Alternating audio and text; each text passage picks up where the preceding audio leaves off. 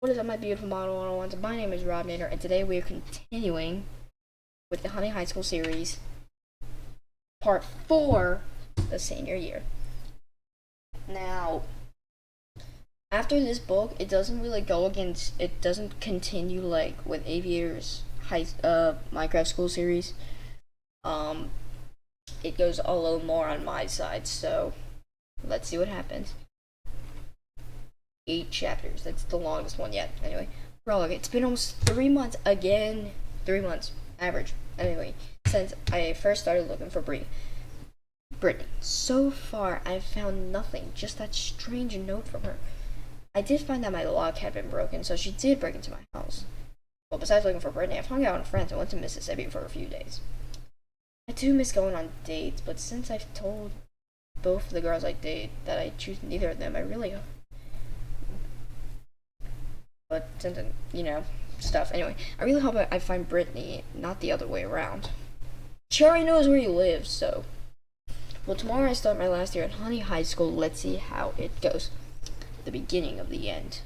When I got to school on my first day of senior year, Rob came up and said, "Hey dude, guess what? Seniors get to try and become school president." "What?" I asked. "School president? Really?" "Yep," he answered. "I think you should try out." "Really?" I replied. "I don't know, but I guess I'll try." "Okay, great," he responded. "Well, I'm off to class." And he walked off. What if I do become school president? I've never really done something like this. I went to sign up and I noticed that the only other person signed up besides me, it was Janet. After I signed up, I went to class. After class, Janet walked up and said, "Hey Chris, I hear you're running for school president." "Yep," I responded. "Well, don't," she said. It might get messy." "What?" I asked. "I don't want to go into details," she responded and walked up. "What was that all about?" "Good question, Chris." Anyway, where was I? Oh yeah. At lunch, I told the guys, and they said stuff like, What does she mean by that? And what are you going to do?" Most of the answers were, "I don't know," which was Stu. I don't know. I don't know why I made the series. "I'm president." Next week we had our speeches. Jenna had a short one and said stuff about her being better and smarter, which wasn't true. She's an A, B, and I'm a straight A. Which is also true. I am a straight A student. So if that says anything, when it was my turn, I said, "Well, to start off, Jenna, it's lying. I am a straight A student. She is a B student. So do you want a liar as a school president, or do you want an honest, nice man like me? I was also trained for a few years to be a lawyer or a judge." Which is also kind of true, because I want to be a lawyer. And you're a teacher, but lawyer. So I am prepared for anything. I also have a genius IQ. That's not true. I don't know what my IQ is. I think it's like 200 or something. So I am as smart as Einstein. I made this kid a little bit too perfect as an Einstein Jr. So if you want all that in one package, just put your vote as Chris, not Janet. Vote for Chris is a vote for an awesome high school. That last sentence, everyone went crazy, cheering with all his or her mind. When we left, Rob came up and said, "Dude, you were awesome. You definitely won." "You think?" I asked. "Yep," he answered. I keep doing this. Anyway, the next day, voting was final vote. Vote Janet 23, Chris 147. I had one. Immediately I went and started talking about changes in the school. Stuff like clean bathrooms and fresh food. This is gonna be fun. 3 weeks later, Janet came up to me and said, "You will step off being president." "What?" I asked. "Otherwise, I'll spread the word that you hit me and made me date you." Okay, that just turned dark. "What the heck are you talking about?" "What are you talking about?" I asked. You really told me that you loved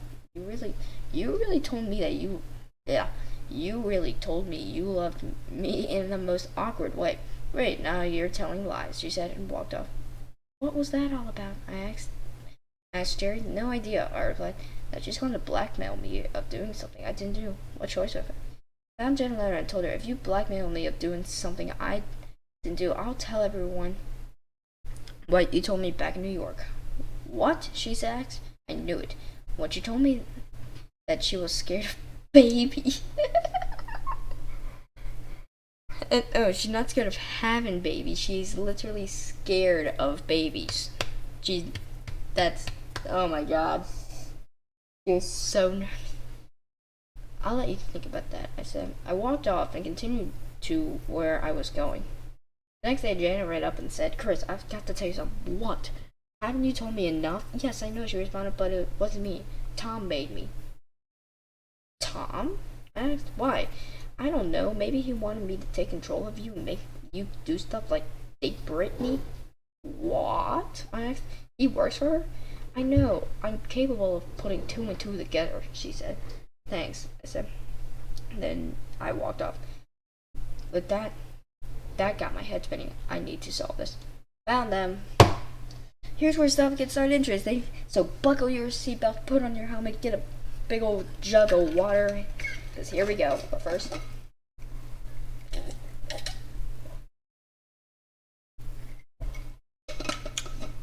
woo, that's cold. Let's do this. Months later, I'm searching for Brittany and Tom. They disappeared for weeks. By the way, I go down to Chalmette Street and I look into a small cabin building. It's been abandoned for years. There they are, sitting at a table talking. Finally, I spent the last 10 months or so searching. I steadied my rusty bat that I brought and banged on the door and said, Brittany, Tom, let me in. The door opened and I walked in. Hi, Chris, Brittany said. Okay, I responded. Well, your days of stalking, blackmail, etc. are done. You think so? Said Brittany. What is she talking about? I got a bat, plus I'm way bigger than her. What do you mean? I asked this, she answered. Now! Immediately after she said that, something hits me from behind. Searing pain shoot up in the inside of my skull. I start feeling dizzy. Brittany said something that sounded like, yes, sleep. And see one more glimpse of the cabin, Brittany and Tom, and then I blacked out. Captured. When I woke up, I was in a cellar-looking area. It was dark, and most of the walls were stone. The air was cold, and it smelled like a cave mine. I heard footsteps, and the door unlocked. Maybe I can tackle Brittany or Tom again. Then I realized, I'm chained to a wall. Drat! Then Brittany comes out from the front of the rooms. So, Chris, do you like your new room? She said. I like it as much as I like you, I answered. So, you love it? She replied, you're brainless, I say, harshly. I hate it, and you. Aw, that's too bad, she said. Yeah, Tom said. I don't like where they're going with this. You know, I love you, and I think we are a perfect couple. Gee, really? So, you're saying I'm a crazy psychopath? Is that what you're saying, Brittany? Anyway, what do you think? Let's think about this, I responded. You take my first girlfriend away, you try to take my second, you fought with both, and you beat me and locked me in the cellar, so, no, nada, adios, no. Too bad, she said. Tom, make him love me. Wait, what? Huh? Asked. Tom answered by starting to hit me as Brittany walked out. I used my feet to deflect some of the hits, but eventually he knocked me out. Again. Escape. Later. Weeks. Days. Hours. I don't know. I don't have a way to tell the time. I'm still in the cellar. Every once in a while, Brittany and Tom would come down, and Brittany would ask if I love her.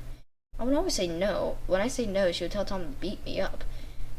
I was hungry and weak for I don't know how long. Once Brittany came down without Tom. Suddenly, I had an idea. When Brittany came down and asked if I love her, I said, yes, I love you. Really? She asked. Yeah, if I can get out of here upstairs, I can escape. Oh, I'm so excited, she said. Yeah, me too, I responded. Can you get me out of here and take me upstairs? Of course, she answered, and then she dropped the chains and kissed me. This is torture.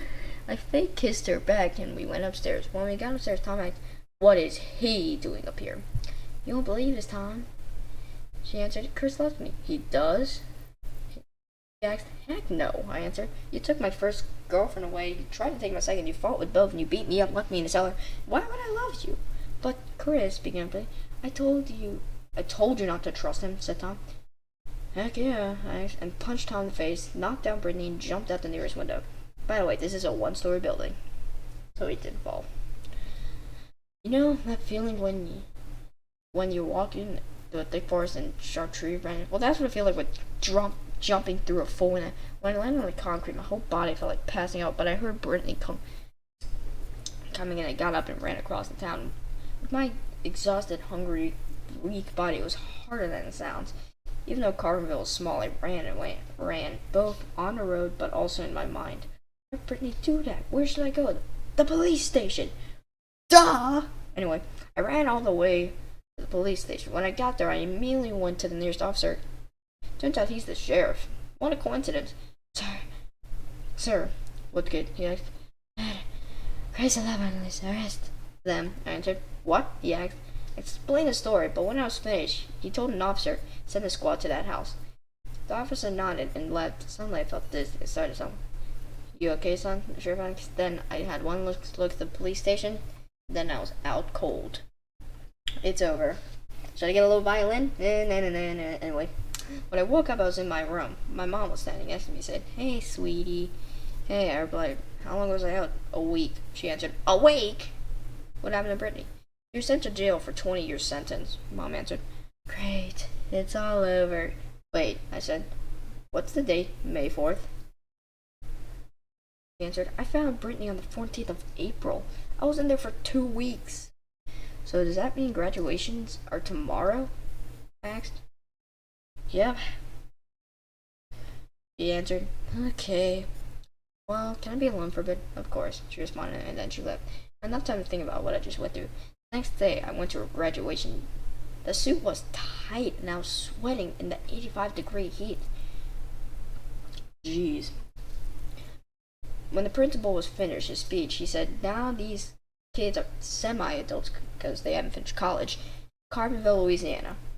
Give them a round of applause. Immediately, everyone started clapping. Now this is all over, too. Epilogue.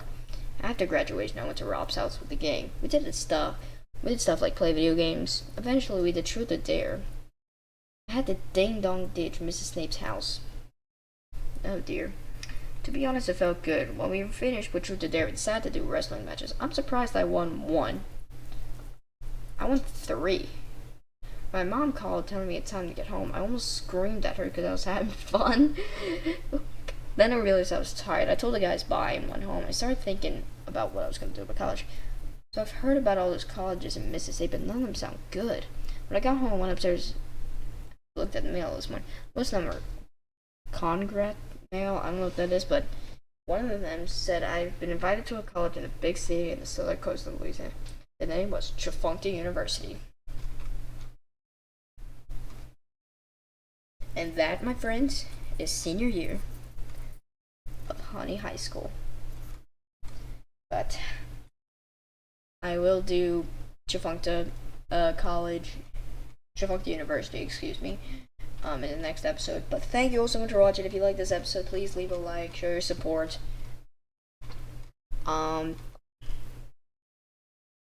Also, there's another series coming, but I will do that later. Called the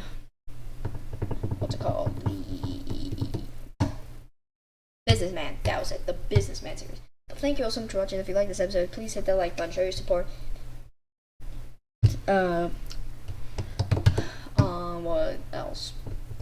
I'll just see all you in the next episode. Bye bye.